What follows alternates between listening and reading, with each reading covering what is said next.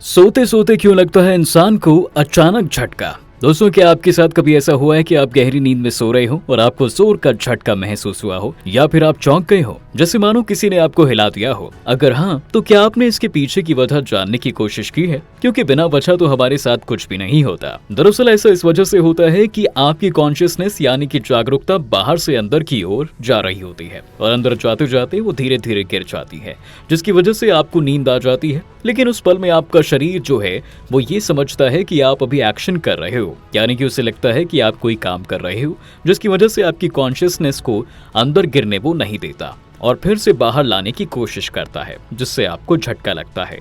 आपने देखा होगा कि जब आप कुर्सी पर बैठे बैठे झपकी लेते हो और अगर उस दौरान आप गहरी नींद में खो जाते हो तो आपका शरीर आपको फिर से झटका देकर उठा देता है।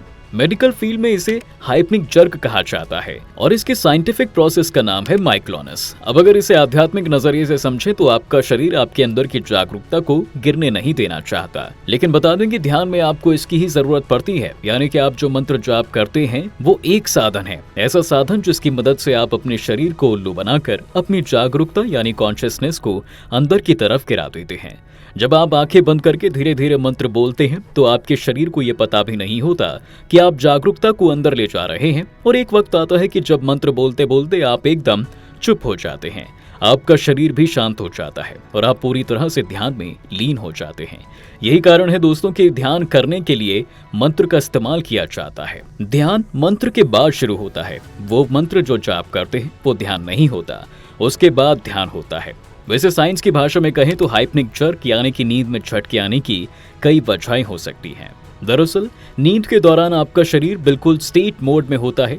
इस समय आपके शरीर की सारी मांसपेशियां यानी कि मसल्स आराम करती हैं और दिल की धड़कन भी धीमी हो जाती है। तब इस वक्त दिमाग नींद में ही ये पता करने की कोशिश करता है कि आपका दिल सही काम कर रहा है या फिर नहीं, और इसी वजह से आपको झटका लगता है। इसके अलावा मसल्स के रेस्ट मोड में जाने से आपके दिमाग को लगता है कि आप वाकई में गिर रहे हैं और ऐसे में आपको संभलने के लिए झटके आ जाते हैं। सरल भाषा में कहें तो आपकी बॉडी इस समय सोई रहती है, लेकिन दिमाग बिल्कुल जगा हुआ होता है और वो जब भी किसी तरह की इमरजेंसी महसूस करता है तो आपके शरीर को झटका देकर जगा देता है।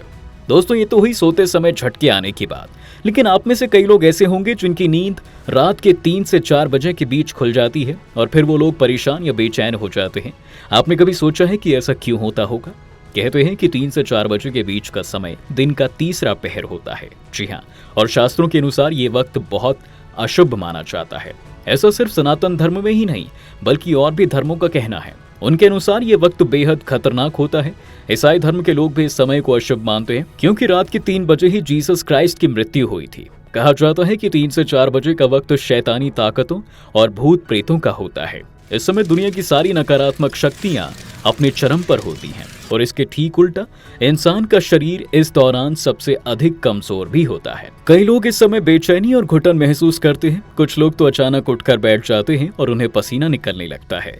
इतना ही नहीं, कई लोगों की तो धड़कनें तेज हो जाती हैं कि वो खुद को ही नहीं संभाल पाते। वैसे रात के 3 से 4 बजे के बारे में साइंस ने भी कुछ बातें बताई हैं। मेडिकल साइंस के मुताबिक इस दौरान अस्थमा और हार्ट अटैक के चांसेस सबसे ज्यादा होते हैं, और तो और इस समय के बीच और भी कई तरह के अटैक का खतरा सबसे ज्यादा बना रहता है, क्योंकि ये वो वक्त होता है जब एड्रेनालिन और एंटी इन्फ्लेमेटरी हार्मोन्स इंसान के शरीर से कम होने लगते हैं, जिसकी वजह से मनुष्य की मृत्यु हो जाती है।